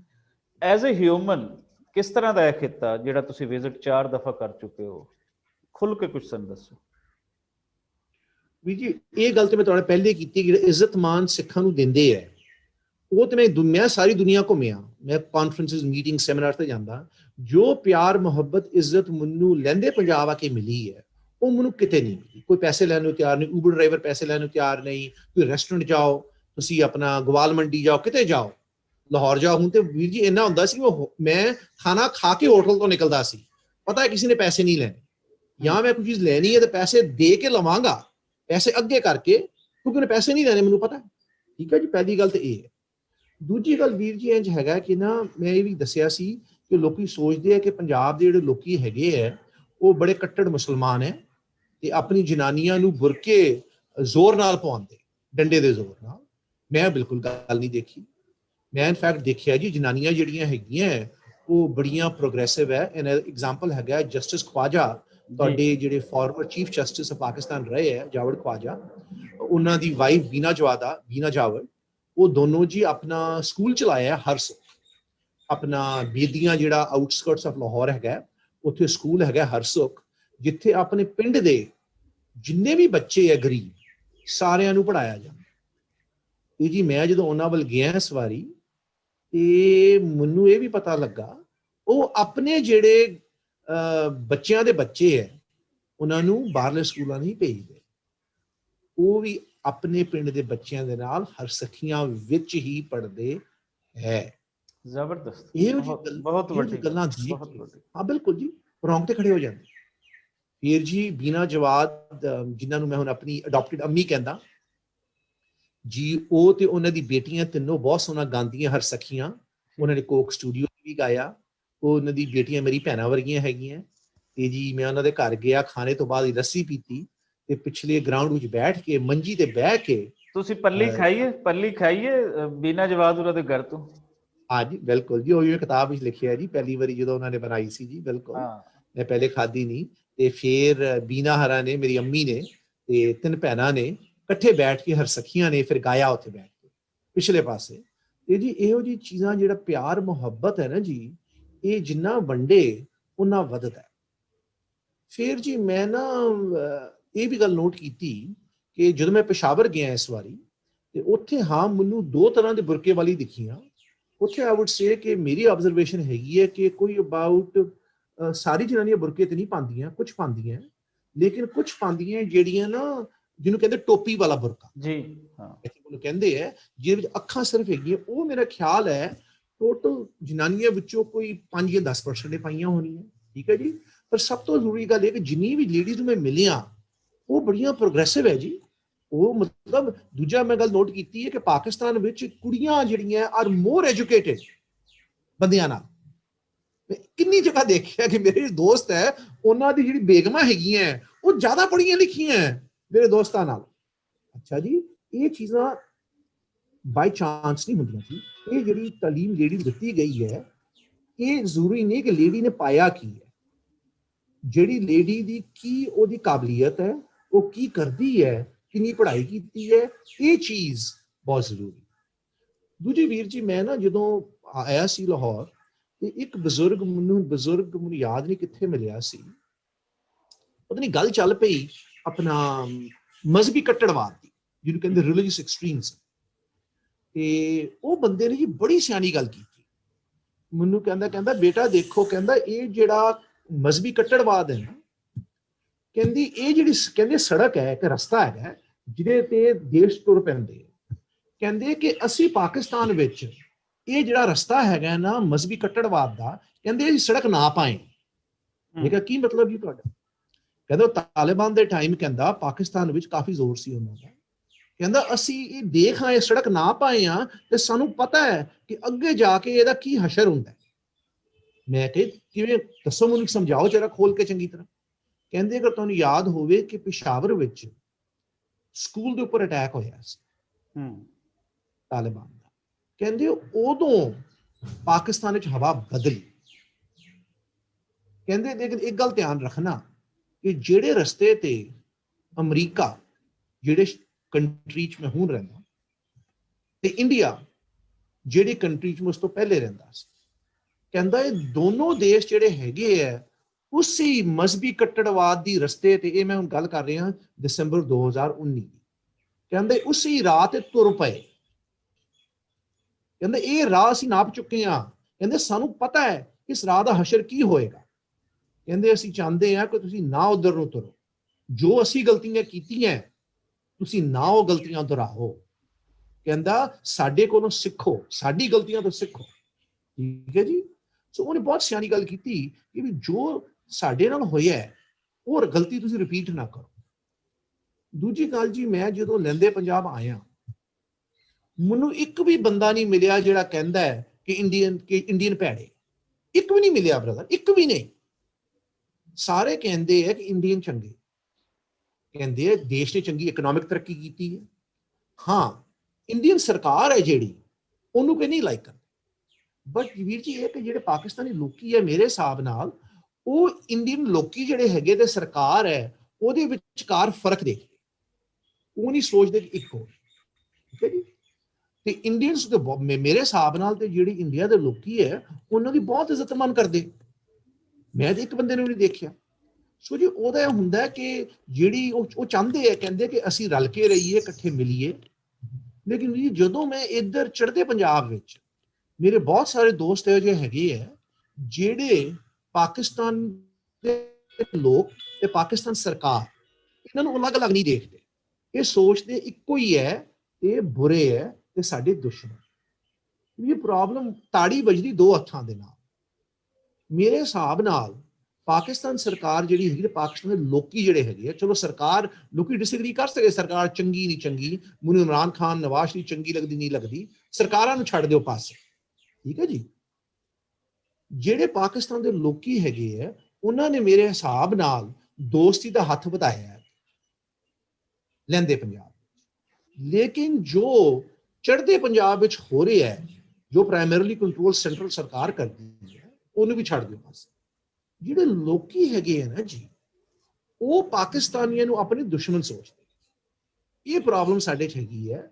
ਲੇਕਿਨ ਇਹਨੂੰ ਸੁਲਝਾਣਾ ਪੰਜਾਬੀਆਂ ਨਹੀਂ ਹੈ, ਚੜ੍ਹਦੇ ਪੰਜਾਬ ਦੇ ਤੇ ਲਹਿੰਦੇ ਪੰਜਾਬ।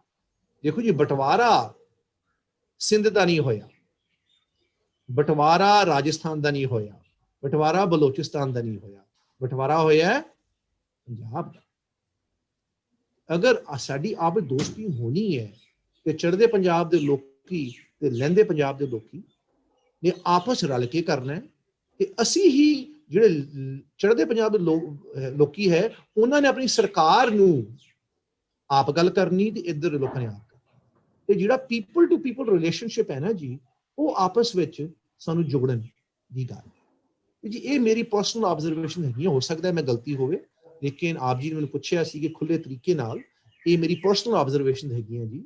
ਤੇ ਦੂਜਾ ਜੀ, ਮੈਂ ਇਹ ਵੀ ਨੋਟ ਕੀਤਾ ਵੀਰ ਜੀ ਕਿ ਬਹੁਤ ਸਾਰੇ ਲੋਕੀ ਪਾਕਿਸਤਾਨ 'ਚ ਬਹੁਤ ਯੰਗ ਹੈ, ਬੁੱਢੇ ਲੋਕੀ ਦਿਖਦੇ ਬੜੇ ਘੱਟ ਹੈ।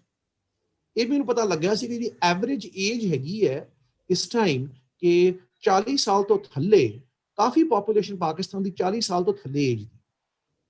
ਤੇ ਜਦੋਂ ਮੈਂ ਇੱਧਰਲੇ ਪਾਸੇ ਚੜ੍ਹਦੇ ਪੰਜਾਬ ਬਜ਼ੁਰਗ ਬਹੁਤ ਹੈਗੇ। ਸੋ ਜੀ ਆਪੋ ਜਿਹੜੀ ਦੋਸਤੀ ਵਧਾਣੀ ਹੈ ਇੰਡੀਆ ਤੇ ਪਾਕਿਸਤਾਨ ਦੀ, ਉਹਦੀ ਸ਼ੁਰੂਆਤ ਹੋਣੀ ਹੈ ਚੜ੍ਹਦੇ ਤੇ ਲਹਿੰਦੇ ਪੰਜਾਬ। ਬਾਕੀ ਇਹਦੀ ਬਾਅਦ ਚ ਹੋਏਗੀ, ਲੇਕਿਨ ਪਹਿਲੇ ਜਿਹੜੇ ਦਿਲ ਬਦਲਨੇ ਹੈ ਕਿ ਅਸੀਂ ਜਿਹੜੇ ਪਾਰ ਵਾਲੇ ਲੋਕੀ ਹੈਗੇ ਉਹ ਸਾਡੇ ਦੋਸਤ ਹੈ, ਸਾਡੇ ਦੁਸ਼ਮਣ ਨਹੀਂ ਹੈਗੇ, ਉਹ ਪੰਜਾਬ ਤੋਂ ਸ਼ੁਰੂ ਹੋਣ। ਉਸ ਤੋਂ ਬਾਅਦ ਜਿਹੜੇ ਉਧਰ ਸਿੰਧ ਦੇ ਤੇ ਇੱਧਰ ਗੁਜਰਾਤ ਦੇ, ਉਹ ਬਾਅਦ ਚ ਹੋਏ।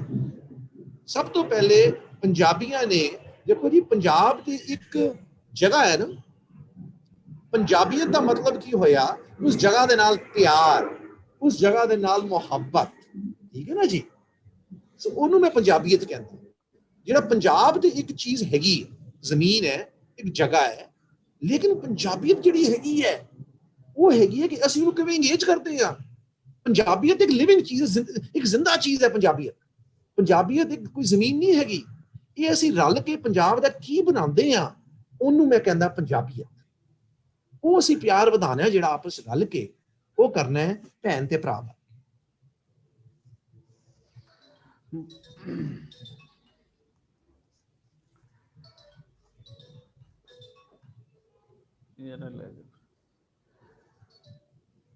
ਜੀ ਬਿਲਕੁਲ ਡਾਕਟਰ ਸਾਹਿਬ, ਬਿਲਕੁਲ ਤੁਸੀਂ ਸਹੀ ਕਿਹਾ ਕਿ ਹੁਣ ਸਾਨੂੰ ਦੇਖੋ ਜਿਤਨੀਆਂ ਜੰਗਾਂ ਹੋਈਆਂ ਨੇ ਇੰਡੀਆ ਔਰ ਪਾਕਿਸਤਾਨ ਦੇ ਦਰਮਿਆਨ, ਉਹਦੇ ਵਿੱਚ ਅਗਰ ਦੇਖਿਆ ਜਾਵੇ ਤੇ ਲੜਾ ਹੈ ਜਾਂ ਲੜਾਇਆ ਗਿਆ ਹੈ ਉਹ ਸਿਰਫ ਪੰਜਾਬੀ ਨੂੰ ਲੜਾਇਆ ਗਿਆ ਹੈ। ਬਾਕੀ ਇੱਧਰ ਦਾ ਵੀ ਪਿੱਛੇ ਉਹ ਸਕੂਨ ਦੇ ਨਾਲ ਬੈਠਾ ਹੁੰਦਾ, ਇੱਧਰ ਦਾ ਵੀ ਸਕੂਨ ਦੇ ਨਾਲ ਬੈਠਾ ਹੁੰਦਾ। ਔਰ ਇਹ 47 ਤੋਂ ਲੈ ਕੇ ਹੁਣ ਤੱਕ ਦਾ ਜਿਹੜਾ ਇੱਥੇ ਪੰਜਾਬ ਤੇ ਇੱਕ ਖੂਨ ਹੀ ਖੂਨ ਸਾਨੂੰ ਬਲੱਡ ਨਜ਼ਰ ਆਉਂਦਾ ਹੈ, ਇਹ ਕਿਸੇ ਹੋਰ ਨੇ ਮੁਕਾਉਣਾ, ਕਿਸੇ ਹੋਰ ਨੇ ਖਤਮ ਕਰਨਾ। ਇਹ ਜਿਨ੍ਹਾਂ ਦਾ ਬਲੱਡ ਹੈ ਉਹਨਾਂ ਨੂੰ ਸੋਚਣਾ ਪੈਣਾ ਹੈ, ਔਰ ਇਹ ਪੰਜਾਬੀਆਂ ਦਾ ਹੈ। ਪੰਜਾਬੀਆਂ ਨੂੰ ਇਹ ਵੇਖਣਾ ਪੈਣਾ ਹੈ ਕਿ ਅਸੀਂ ਆਪਸੀ ਨੇੜਤਾ ਕਿਵੇਂ ਲਿਆ ਸਕਦੇ ਹਾਂ। ਅਸੀਂ ਮੀਆਂ ਮੀਰ ਔਰ ਪੰਜਵੀਂ ਪਾਤਸ਼ਾਹੀ ਜਾਂ ਪੰਜਵੇਂ ਜਿਹੜੇ ਗੁਰੂ ਹਨ ਉਹਨਾਂ ਦਾ ਪਿਆਰ ਅਸੀਂ ਕਿਸ ਤਰੀਕੇ ਨਾਲ ਵਧਾ ਸਕਦੇ ਹਾਂ, ਜਿਹਦੀ ਇੱਕ ਮਿਸਾਲ ਸਾਨੂੰ ਕਰਤਾਰਪੁਰ ਲਾਂਘੇ ਦੀ ਉਹ ਖੁੱਲਣ ਦੀ ਮਿਲਦੀ ਹੈ। ਇਸ ਤਰ੍ਹਾਂ ਦੀਆਂ ਮਿਸਾਲਾਂ ਹੋਰ ਅੱਗੇ ਵਧਣੀਆਂ ਚਾਹੀਦੀਆਂ। ਜਦੋਂ ਅਸੀਂ ਇੱਕ ਦੂਜੇ ਦੇ ਕਰੀਬ ਆ ਕੇ ਬੈਠਾਂਗੇ, ਨੇੜੇ ਹੋ ਕੇ ਬੈਠਾਂਗੇ, ਕਰਤਾਰਪੁਰ ਜਦੋਂ ਚੜ੍ਹਦੇ ਤੇ ਲਹਿੰਦੇ ਦਾ ਪੰਜਾਬੀ ਉੱਥੇ ਮਿਲਦਾ ਹੈ ਤੇ ਉਹਦੀ ਉਹ ਸਾਰੀਆਂ ਨਫ਼ਰਤਾਂ ਦੀਆਂ ਜੇ ਕੰਧਾਂ ਇੱਕ ਮਸਨੂਈ ਬਣਾਈਆਂ ਹੋਈਆਂ ਹਨ ਉਹ ਢਹਿ ਜਾਂਦੀਆਂ, ਉਹ ਨਹੀਂ ਲੱਭਦੀਆਂ। ਉਹ ਸੋਚਦਾ ਹੈ ਕਿ ਅੱਛਾ ਮੈਨੂੰ ਤੇ ਇਹ ਦੱਸਿਆ ਗਿਆ ਸੀ, ਦੂਜਾ ਕਹਿੰਦਾ ਮੈਨੂੰ ਤੇ ਇਹ ਦੱਸਿਆ ਗਿਆ ਸੀ। ਸੋ ਜਿਹੜਾ ਉਹ ਦੱਸਿਆ ਗਿਆ ਹੈ ਨਾ, ਉਸ ਨੇ ਹੀ ਪੰਜਾਬੀਆਂ ਦੇ ਆਪਸ ਦੇ ਵਿੱਚ ਫੋੜ ਪਾਈ ਹੈ, ਇੱਕ ਦੂਸਰੇ ਦੇ ਵਿੱਚ ਦੂਰ ਕੀਤਾ ਹੈ। ਸੋ ਜਿਹੜੀ ਯੰਗ ਨਸਲ ਹੈ, ਜਿਵੇਂ ਤੁਸੀਂ ਦੱਸ ਰਹੇ ਹੋ, ਵੱਡਿਆਂ ਨੇ ਜੋ ਗਲਤੀਆਂ ਕੀਤੀਆਂ, ਜੋ ਹੋਇਆ, ਔਰ ਉਹਨਾਂ ਨੇ ਗਲਤੀ ਕੀਤੀ ਉਹਦੀ ਸਜ਼ਾ ਵੀ ਭੁਗਤੀ ਹੈ। ਔਰ ਸਜ਼ਾ ਐਸੀ ਹੈ ਕਿ ਪੰਜਾਬ ਦੀ ਹਿਸਟਰੀ ਦੇ ਵਿੱਚ ਜਦੋਂ ਇਹ 47 ਆਏਗਾ ਤੇ ਉਦੋਂ ਜਿਹੜੀਆਂ ਆਉਣ ਵਾਲੀਆਂ ਨਸਲਾਂ ਹਨ ਉਹ ਰੋਂਦੀਆਂ ਰਹਿਣਗੀਆਂ ਕਿ ਵੱਡਿਆਂ ਤੋਂ ਕੀ ਹੋਇਆ। ਲੇਕਿਨ ਆਉਣ ਵਾਲੇ ਜਿਹੜੇ ਲੋਕ ਹਨ ਉਹਨਾਂ ਨੂੰ ਆਪਸੀ ਨੇੜਤਾ ਨੂੰ ਹੋਰ ਇਸ ਨੂੰ ਅੱਗੇ ਵਧਾਉਣਾ ਚਾਹੀਦਾ ਹੈ। ਔਰ ਨਫ਼ਰਤ ਤੁਹਾਨੂੰ ਕੱਖ ਨਹੀਂ ਦੇਵੇਗੀ। ਇਹ ਗੱਲ ਹਰ ਪੜ੍ਹਾ ਲਿਖਾ ਸ਼ਖਸ ਇਹ ਸਮਝਦਾ ਹੈ, ਇਹ ਕਹਿੰਦਾ ਹੈ ਕਿ ਨਫ਼ਰਤ ਤੁਹਾਨੂੰ ਕੱਖ ਨਹੀਂ ਦਿੰਦੀ ਸਿਵਾਏ ਤੁਹਾਡਾ ਨੁਕਸਾਨ ਕਰਨ ਦੇ। ਤੁਹਾਨੂੰ ਅਗਰ ਕੁਝ ਦਿੰਦਾ ਹੈ ਤੇ ਉਹ ਆਪਸੀ ਪਿਆਰ ਤੇ ਅਮਨ, ਉਹੀ ਤੁਹਾਨੂੰ ਸਾਰਾ ਕੁਝ ਦੇ ਸਕਦਾ ਹੈ। ਸੋ ਜਿਹੜੇ ਮਸਲੇ ਮਸਾਇਲ ਹਨ ਇਹ ਪੰਜਾਬੀਆਂ ਨੂੰ ਹੀ ਵੇਖਣੇ, ਪੰਜਾਬੀਆਂ ਨੇ ਹੀ ਹੱਲ ਕਰਨੇ। ਤੇ ਡਾਕਟਰ ਸਾਹਿਬ ਤੁਹਾਡਾ ਬਹੁਤ ਬਹੁਤ ਸ਼ੁਕਰੀਆ, ਇਤਨੀ ਲੰਬੀ ਟਾਕ, ਇਤਨੀ ਖੂਬਸੂਰਤ ਟਾਕ। ਸਾਡੇ ਜਿਹੜੇ ਸੁਣਨ ਵਾਲੇ ਹਨ ਉਹ ਯਕੀਨਨ ਇਸ ਤੋਂ ਬਹੁਤ ਸਾਰੀਆਂ ਨਵੀਆਂ ਚੀਜ਼ਾਂ ਸਿੱਖਣਗੇ। ਔਰ ਇਹ ਨਹੀਂ ਕਿ ਇਹ ਟਾਕ ਦਾ ਸਿਲਸਿਲਾ ਅਸੀਂ ਕਿਤੇ ਖਤਮ ਕਰਨ ਚੱਲੇ ਹਾਂ, ਇੱਕ ਨਵੇਂ ਤੌਰ ਤੇ ਇੱਕ ਨਵਾਂ ਸਿਲਸਿਲਾ ਤੁਹਾਡੇ ਨਾਲ ਅੱਗੇ ਫਿਰ ਵੀ ਚੱਲੇਗਾ। ਫਿਲਹਾਲ ਅਸੀਂ ਇਜਾਜ਼ਤ ਚਾਹੁੰਦੇ ਹਾਂ ਤੇ ਤੁਹਾਡਾ ਦਿਲੋਂ ਮੈਂ ਸ਼ੁਕਰੀਆ ਅਦਾ ਕਰਦਾ ਹਾਂ। ਤੁਸੀਂ ਕੁਝ ਕਹਿਣਾ ਚਾਹੋ ਸਾਡੇ ਸੁਣਨ ਵਾਲਿਆਂ ਵਾਸਤੇ, ਲੋਕਾਂ ਵਾਸਤੇ, ਤੇ ਵੈਲਕਮ ਕਰਦਾ। ਮਤਲਬ ਮੈਂ ਜੀ ਬਸ 2-3 ਗੱਲਾਂ ਹੀ ਕਵਾਂਗਾ ਕਲੋਜ਼ਿੰਗ ਵਿੱਚ। ਮੇਰੇ ਨਾਲ ਜੀ ਫਾਦਰ ਦਾ ਇੱਕ ਦੋਸਤ ਹੁੰਦਾ ਸੀ ਜਿਹਦਾ ਨਾਂ ਨਹੀਂ ਮੈਂ ਦੱਸਾਂਗਾ, ਲੇਕਿਨ ਜਦੋਂ 1947 ਹੋਇਆ ਉਹਨੇ ਇੱਕ ਮੁਸਲਮਾਨ ਦਾ ਕਤਲ ਕੀਤਾ ਸੀ ਤੇ ਉਹ ਅਮਰੀਕਾ ਆ ਗਏ ਸੀ ਤੇ ਮੈਨੂੰ ਕਹਿੰਦੇ ਸੀ, ਮੁਝੇ ਵੀ ਕਹਿੰਦੇ ਬੇਟਾ ਉਹ ਦਿਨ ਚਲਾ ਗਿਆ, ਇਹ ਦਿਨ ਆ ਗਿਆ। ਰੋਜ਼ ਰਾਤ ਨੂੰ ਉਹ ਆਦਮੀ ਮੇਰੇ ਸੁਪਨੇ ਚ ਆਉਂਦਾ ਹੈ ਤੇ ਮੈਨੂੰ ਜਗਾ ਦੇ, ਰੋਜ਼ ਰਾਤ। ਕਹਿੰਦੇ ਉਸ ਕਰਕੇ ਜੋ ਮੈਂ ਕਹਿੰਦੇ ਕੁਕਰਮ ਕੀਤੇ ਸੀ ਉਦੋਂ, ਉਸ ਕਰਕੇ ਕਹਿੰਦੇ ਅਜੇ ਵੀ ਮੈਨੂੰ ਰਾਤ ਨੂੰ ਨੀਂਦ ਨਹੀਂ ਆ। ਪਾਸੇ ਜਦੋਂ ਮੈਂ ਕਰਤਾਰਪੁਰ ਸਾਹਿਬ ਗਿਆ, ਮੈਂ ਕਿਤਾਬ ਵਿੱਚ ਲਿਖਿਆ ਹੈ ਤੇ ਜੀ ਉੱਥੇ ਜਾ ਕੇ ਮੈਂ ਜੀ ਜਦੋਂ ਮੱਥਾ ਟੇਕ ਕੇ ਲੰਗਰ ਖਾ ਕੇ ਆ ਗਿਆ, ਬੜਾ ਵੱਡਾ, ਤੁਹਾਨੂੰ ਪਤਾ ਹੈ ਦੁਨੀਆ ਦਾ ਸਭ ਤੋਂ ਵੱਡਾ ਗੁਰਦੁਆਰਾ ਹੈ, ਇਹ ਵਿਚਕਾਰ ਮੈਂ ਬਹਿ ਗਿਆ ਆ ਕੇ। ਉੱਥੇ ਨਾ ਮੈਂ ਦੇਖਿਆ ਕੋਈ 15-20 ਮੁੰਡੇ ਸੀ, ਉਹਨਾਂ ਨੇ ਇੱਕੋ ਜਿਹੇ ਕੱਪੜੇ ਪਾਏ, ਸਕੂਲ ਦੇ ਮੁੰਡੇ ਸੀ ਆਬਵੀਅਸਲੀ, ਇੱਕੋ ਜਿਹੇ ਕੱਪੜੇ ਪਾਏ ਉਹਨਾਂ ਨੇ, ਤੇ ਉੱਥੇ ਫਿਰੀ ਜਾਂਦੇ ਸੀ। ਤੇ ਮੈਂ ਇੱਕ ਨੂੰ ਬੁਲਾਇਆ ਤੇ ਮੈਂ ਕਿਹਾ ਜੀ ਸਕੂਲ ਟ੍ਰਿਪ ਤੇ ਆਏ ਹੋ? ਤੇ ਕਹਿੰਦਾ ਹੱਸ ਪਿਆ। ਮੈਂ ਕਿਹਾ ਫਿਰ ਤੁਸੀਂ ਇਕੱਠੇ ਘੁੰਮਣ ਆਏ ਹੋ? ਕਹਿੰਦੇ ਹਾਂ ਜੀ, ਸਕੂਲ ਤੋਂ ਕੱਟ ਕਰਕੇ ਆਏ ਹਾਂ, ਅਸੀਂ ਘੁੰਮਣ ਆਏ। ਮੈਂ ਕਿਹਾ ਚਲ ਦੋਸਤਾਂ ਨੂੰ ਬੁਲਾ ਕੇ ਲੈ ਕੇ ਆ। ਤੇ ਅਸੀਂ ਥੱਲੇ ਬਹਿ ਗਏ ਤੇ 8-10 ਮੁੰਡੇ ਰਾਉਂਡ ਬਹਿ ਗਏ ਸਾਡੇ। ਤੇ ਮੈਂ ਪੁੱਛਿਆ, ਮੈਂ ਕਿਹਾ ਤੁਸੀਂ ਦੇਖੋ ਨਾ, ਜਾਂ ਤੇ ਸਕੂਲ ਟੂਰ ਹੋਵੇ, ਮੈਂ ਕਿਹਾ ਤੁਸੀਂ ਸਕੂਲ ਤੋਂ ਕਿਉਂ ਦੌੜ ਕੇ ਆਏ ਹੋ? ਕਹਿੰਦੇ ਸਾਨੂੰ ਤਾਂ ਕਿ ਮਜ਼ਾ ਬੜਾ ਆਉਂਦਾ। ਮੈਂ ਕਿਹਾ ਕਮਾਲ ਹੈ, ਤੁਸੀਂ ਫਿਲਮ ਦੇਖਣ ਜਾਓ, ਕੁਝ ਕਰਨ ਜਾਓ, ਤੁਹਾਨੂੰ ਮਜ਼ਾ ਆਵੇ, ਤੁਸੀਂ ਇੱਥੇ ਕੀ ਕਰਨ ਆਏ? ਕਹਿੰਦੇ ਜੀ ਅਸੀਂ ਹਰ 2 ਮਹੀਨੇ ਬਾਅਦ ਨਾ ਸਕੂਲ ਤੋਂ ਛੱਡ ਕੇ ਅਸੀਂ ਇੱਥੇ ਆਈਦਾ, ਸਾਨੂੰ ਬੜਾ ਮਜ਼ਾ ਆਉਂਦਾ। ਮੈਂ ਕਿਹਾ ਤੁਸੀਂ ਕੀ ਕਰਦੇ ਹੋ ਇੱਥੇ ਆ ਕੇ? ਮੈਂ ਕਿਹਾ ਫਿਲਮ ਦੇਖੋ, ਅੱਜ ਕੱਲ੍ਹ ਦੇ ਮੁੰਡਿਆਂ ਨੂੰ ਵੀ ਫਿਲਮ ਦੇਖੋ ਜਾ ਕੇ। ਕਹਿੰਦੇ ਨਹੀਂ ਸਰਦਾਰ ਸਾਹਿਬ, ਇੰਝ ਹੈ ਕਿ ਜਦੋਂ ਇੱਥੇ ਆਉਂਦੇ ਆ ਨਾ, ਤੇ ਪਾਰੋਂ ਵੀ ਸਾਡੀ ਉਮਰ ਦੇ ਬੱਚੇ ਆਉਂਦੇ। ਕਹਿੰਦੇ ਅਸੀਂ ਉਹਨਾਂ ਨੂੰ ਮਿਲਦੇ ਹਾਂ, ਅਸੀਂ ਉਹਨਾਂ ਤੋਂ WhatsApp ਨੰਬਰ ਲੈਂਦੇ ਹਾਂ, ਅਸੀਂ Facebook ਫਰੈਂਡ ਬਣਦੇ ਹਾਂ, ਅਸੀਂ ਟਵਿੱਟਰ ਕਰਦੇ ਹਾਂ ਉਹਨਾਂ। ਕਹਿੰਦੇ ਸਾਨੂੰ ਉਹਦੇ 'ਚ ਬੜਾ ਮਜ਼ਾ। ਵੀਰ ਜੀ ਆਖਰ ਵਿੱਚ ਮੈਂ ਇਹ ਮੈਨੂੰ ਹੋਪ ਦਿੰਦਾ ਕਿ ਅਸੀਂ ਠੀਕ ਰਾਹ ਚੱਲ ਪਏ। ਛੋਟੇ ਛੋਟੇ ਬੱਚੇ ਦੇਖੋ ਸਕੂਲ ਨੂੰ ਛੱਡ ਕੇ ਫਿਲਮਾਂ ਦੇਖਣ ਨਹੀਂ ਜਾ ਰਹੇ ਸਿਨੇਮਾ ਹਾਲ ਵਿੱਚ, ਉਹ ਕਰਤਾਰਪੁਰ ਸਾਹਿਬ ਆ ਰਹੇ ਹੈ ਤਾਂ ਕਿ ਉਧਰਲੇ ਪਾਰ ਤੋਂ ਆਣਗੇ ਸਾਡੇ ਵਰਗੇ ਬੱਚੇ, ਸਾਡੇ ਵਰਗੇ, ਅਸੀਂ ਦੋਸਤੀ ਪਾਵਾਂਗੇ ਉਹਨਾਂ ਨਾਲ, ਚਲੇ ਜਾਣਗੇ, ਉਹਨੂੰ ਸ਼ਾਇਦ ਦੁਬਾਰਾ ਕਦੀ ਨਾ ਮਿਲਣ, ਲੇਕਿਨ Facebook ਤੇ ਕਹਿੰਦੇ WhatsApp ਤੇ ਅਸੀਂ ਵੀਡੀਓ ਕਾਲ ਕਰਦੇ ਹਾਂ, ਕਿ ਦੋਸਤੀ ਇਸ ਤਰ੍ਹਾਂ ਹੀ ਵਧੇਗੀ। ਤੇ ਮੇਰੇ ਹਿਸਾਬ ਨਾਲ ਵੀਰ ਜੀ ਦੇਖੋ, ਸਾਡੀ ਜਿਹੜੀ ਲਾਈਫ ਰੱਬ ਨੇ ਜਿੰਨੀ ਦਿੱਤੀ ਹੈ, ਅੱਧੀ ਨਾਲੋਂ ਜ਼ਿਆਦਾ ਨਿਕਲ ਗਈ, ਸਿੱਧੀ ਗੱਲ ਹੈ ਜਿਹੜੀ, ਕਿਉਂਕਿ ਨਾ ਜੀ ਅੱਧੀ ਨਾਲੋਂ ਨਿਕਲ ਗਈ। ਲੇਕਿਨ ਅਸੀਂ ਇਹ ਚਾਹੁੰਦੇ ਹਾਂ ਕਿ ਜੋ ਅਸੀਂ ਕਰ ਰਹੇ ਹਾਂ, ਉਹ ਅਗਲੀ ਜਿਹੜੀ ਸਾਡੀ ਅਗਲੀ ਜਨਰੇਸ਼ਨ ਹੈਗੀ ਹੈ, ਸਾਡੇ ਬੱਚੇ ਦੇ ਅੱਗੇ ਬੱਚੇ ਹੈਗੇ ਆ, ਉਹ ਸਾਡੇ ਨਾਲੋਂ ਵੀ ਵੱਧ ਕੇ ਕਰਨ। ਕਿਉਂਕਿ ਜਿਵੇਂ ਅਸੀਂ ਪਾਰਟੀਸ਼ਨ ਤੋਂ ਦੂਰ ਜਾਵਾਂਗੇ, 1 ਤੋਂ 47 ਦੂਰ ਜਾਵਾਂਗੇ, ਉਨੀ ਦੇਰ ਹੌਲੀ ਹੌਲੀ ਜਿਹੜੇ ਪਾਰਟੀਸ਼ਨ ਦਾ ਜਿਹੜੀ ਯਾਦਾਂ ਹੈ ਉਹ ਹਮੇਸ਼ਾ ਰਹਿਣਗੀਆਂ ਲਿਖੀਆਂ ਹੋਈਆਂ, ਲੇਕਿਨ ਸਾਡਾ ਜਿਹੜਾ ਉਹਨਾਂ ਦੇ ਅਸਰ ਸਾਡੇ ਦਿਮਾਗ ਤੇ ਹੈ ਨਾ, ਗਲਤ ਵਾਲੇ ਪੈਸੇ ਪੈਂਦਾ ਹੈ ਕਿ ਵੀ ਦੂਜੇ ਲੋਕੀ ਭੈੜੇ ਤੇ ਮੇਰੇ ਲੋਕੀ ਚੰਗੇ, ਉਹ ਹੌਲੀ ਹੌਲੀ ਘਟੇ। ਕਿਉਂਕਿ ਮੇਰੀ ਜਿਹੜੀ ਆਸ ਹੈਗੀ ਹੈ ਤੇ ਉਹ ਅਗਲੀ ਜਨਰੇਸ਼ਨ ਤੇ ਹੈਗੀ ਹੈ, ਸਾਡੇ ਬੱਚਿਆਂ ਤੇ ਉਹਨਾਂ ਦੇ ਅੱਗੇ ਬੱਚਿਆਂ ਤੇ, ਤਾਂ ਕਿ ਉਹ ਆਪਸ ਵਿੱਚ ਰਲ ਮਿਲ ਕੇ ਉਹ ਪਿਆਰ ਨਾਲ। ਆਪ ਜੀ ਦੀ ਬਹੁਤ ਬਹੁਤ ਮਿਹਰਬਾਨੀ ਅਹਿਮਦ ਸਾਹਿਬ। ਤੇ ਜਿਵੇਂ ਮੈਂ ਗੱਲ ਪਹਿਲੇ ਕੀਤੀ ਸੀ, ਜਦੋਂ ਮੈਂ ਅਗਲੀ ਵਾਰੀ ਪਾਕਿਸਤਾਨ ਆਇਆ ਲੈਂਦੇ ਪੰਜਾਬ, ਤੇ ਜੀ ਆਪਾਂ ਚੱਲਾਂਗੇ ਪਾਕਪਤਨ, ਤੁਹਾਡੇ ਪਿੰਡ ਵੀ ਹੋ ਕੇ ਆਵਾਂਗੇ ਜੀ। ਪੱਕਾ ਵਾਦਾ ਜੀ, ਪੱਕਾ ਵਾਦਾ, ਇਹ ਮੇਰਾ ਵਾਦਾ ਰਿਹਾ था ਜੀ। ਬਹੁਤ ਸ਼ੁਕਰੀਆ, ਤੁਸੀਂ ਟਾਈਮ ਦਿੱਤਾ, ਇੰਨੀਆਂ ਸੋਹਣੀਆਂ ਗੱਲਾਂ ਸਾਡੇ ਨਾਲ ਸ਼ੇਅਰ ਕੀਤੀਆਂ। ਤੇ ਇਹ ਸਿਲਸਿਲਾ ਫਿਲਹਾਲ ਅਸੀਂ ਇੱਥੇ ਇੱਕ ਦਫਾ ਜਿਵੇਂ ਹਲਕਾ ਜਿਹਾ ਪਾਜ਼ ਆ ਜਾਂਦਾ ਨਾ, ਇਹ ਪਾਜ਼ ਕਰਾਂਗੇ, ਜਲਦੀ ਹੀ ਤੁਹਾਡੇ ਨਾਲ ਫਿਰ ਗੱਲਬਾਤ ਜਿਹੜੀ ਹੈ ਉਹ ਇੱਕ ਲੰਬੀ ਟਾਕ ਅਸੀਂ ਫਿਰ ਕਰਾਂਗੇ। ਬਹੁਤ ਸ਼ੁਕਰੀਆ ਜੀ, ਬਹੁਤ ਮਿਹਰਬਾਨੀ ਜੀ। ਅੱਲਾ ਹਾਫਿਜ਼ ਤੇ ਸਤਿ ਸ਼੍ਰੀ ਅਕਾਲ।